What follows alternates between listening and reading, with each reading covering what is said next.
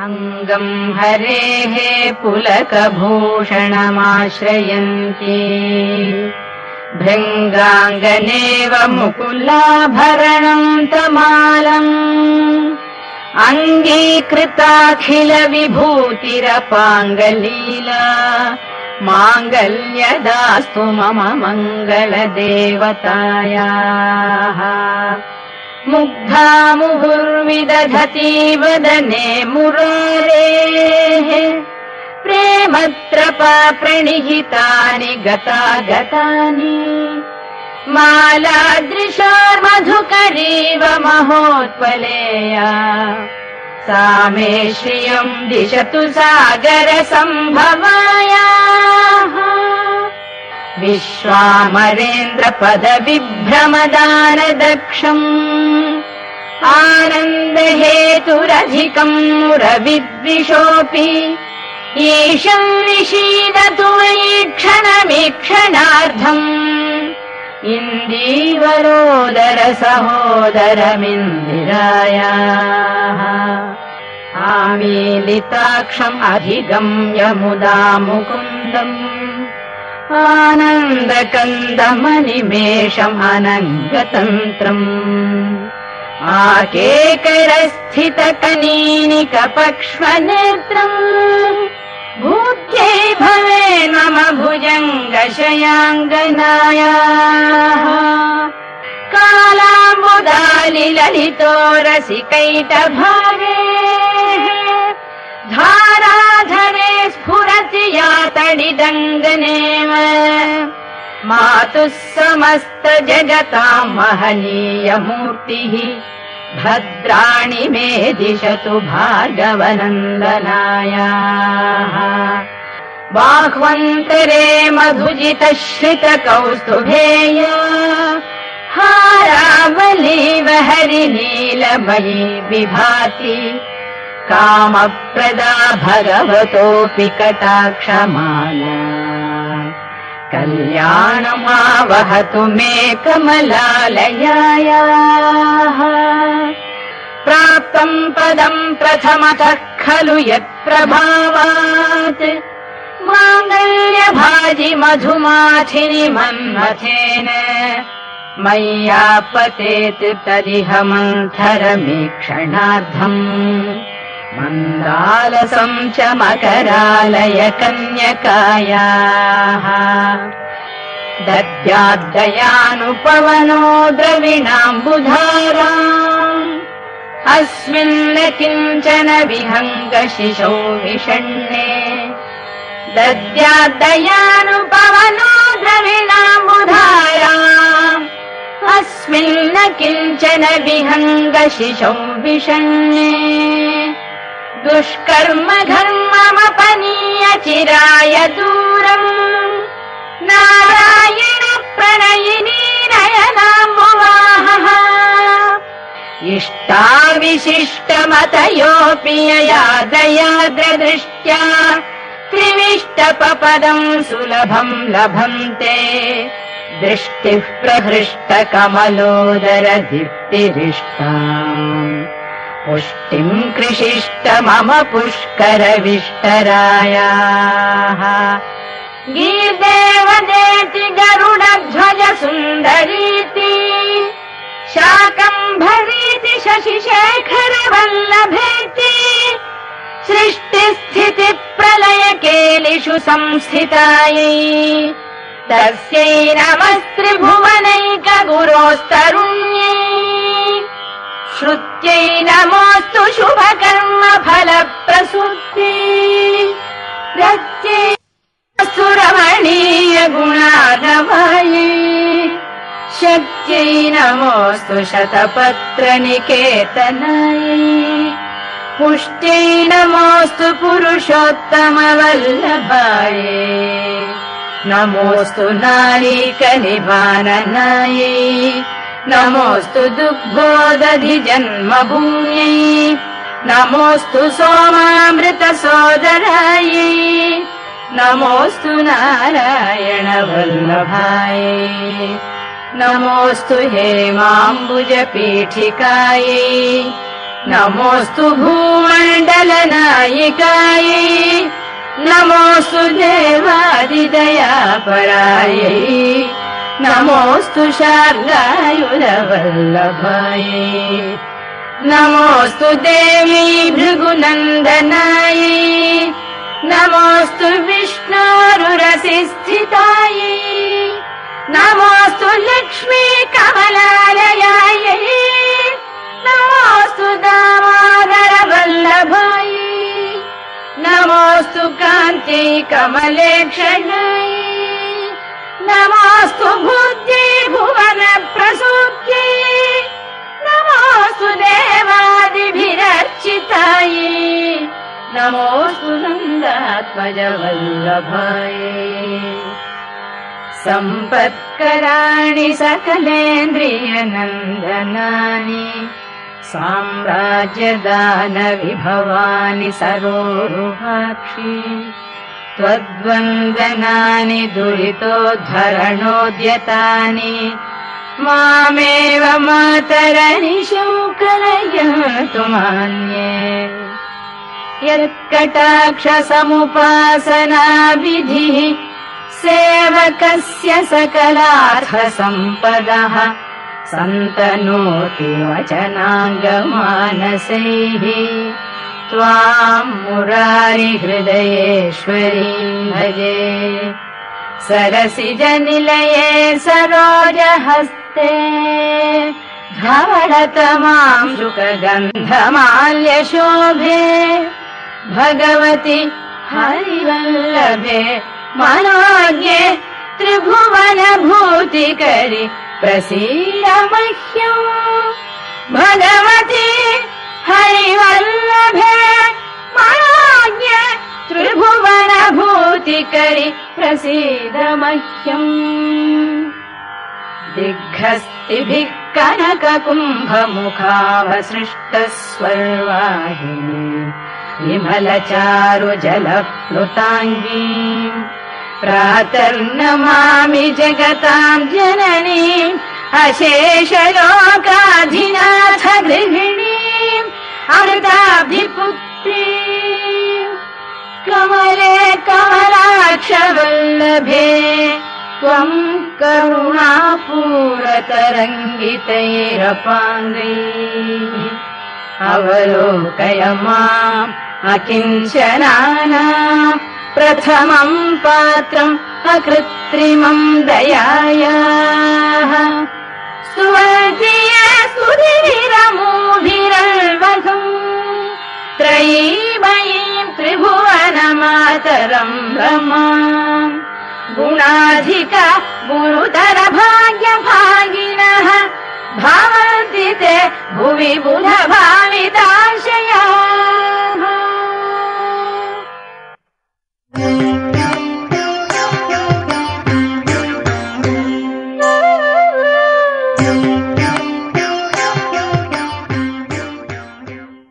वन्दे पद्मकराम् प्रसन्नवदनाम् सौभाग्यदाम् भाग्यदाम् हस्ताभ्याम् अभयप्रदाम् मणिगणैर्नानाविधैर्भूषिताम् भक्ताभीष्टफलप्रदाम् हरिहर ब्रह्मादिभिः सेविताम् पार्श्वे पङ्कजशङ्खपद्मनिधिभिः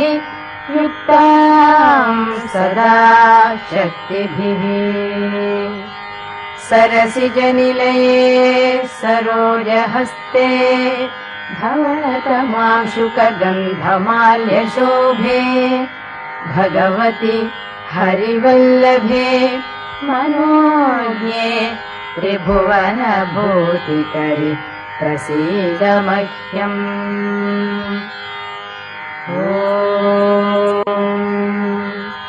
प्रकृतिम् विकृतिम् विद्याम् सर्वभूतजितप्रदाम् श्रद्धाम् विभूतिम् सुरभिम् नमामि परमात्मिकाम् वाचम् पद्मालयाम् पद्माम् शुचिम् स्वाहाम् स्वधाम् सुधाम्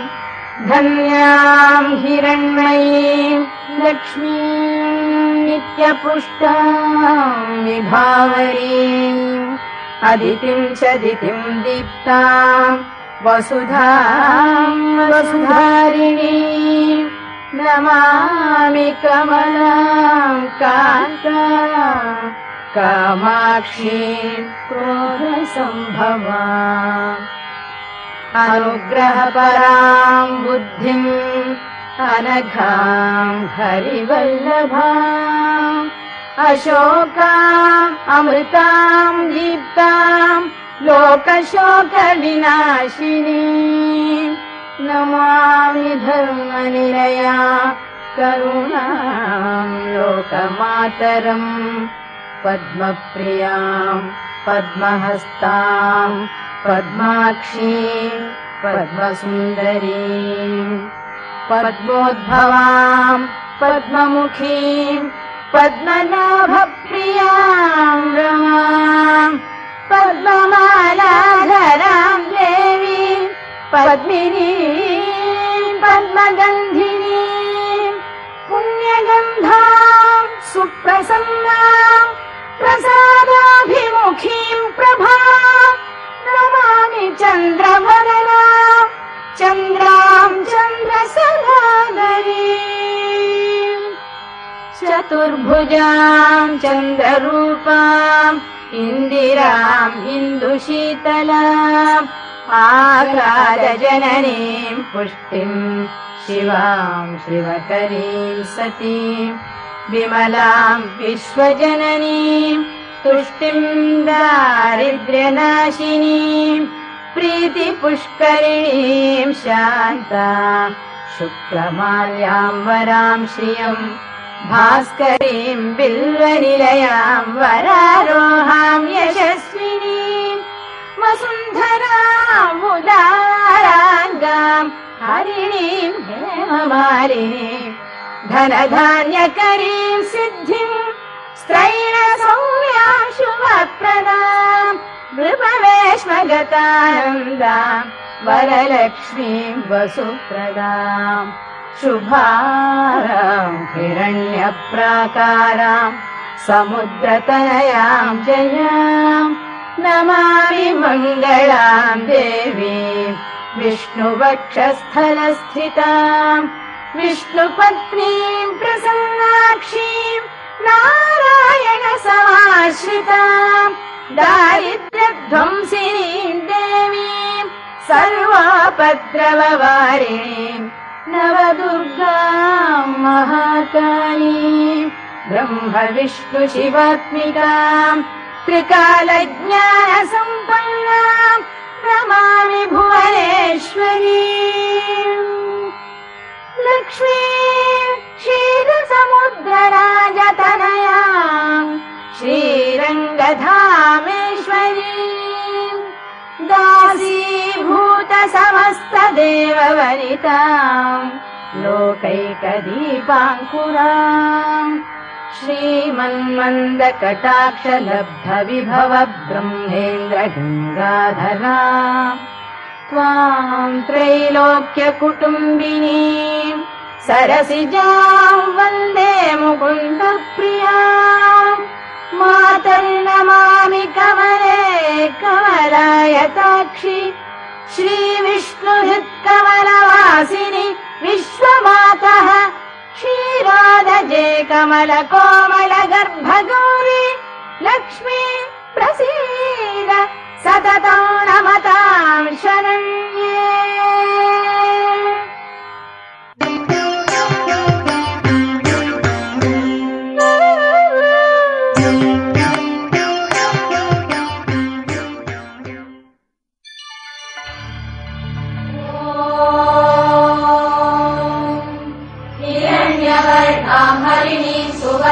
सुवर्णरजतसजाम् चन्द्राम् हिरण्मयीम् लक्ष्मीम् जातवेदो महावः ताम् महावः जातवेदो लक्ष्मीमनपगामिनीम् यस्याम् हिरण्यम् विन्देयम् गामश्वम् पुरुषादहम्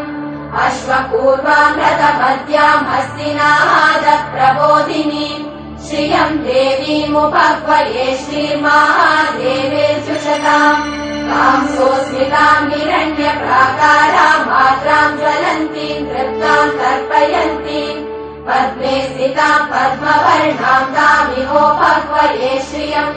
चन्द्राम् प्रभासाम् यशसा ज्वलन्तीम् श्रियम् लोके देवचुष्टामुदाराम् ताम् पद्मिनीम् शरणमहम् प्रपद्ये लक्ष्मीम् मे नश्यताम् त्वाम् वृणे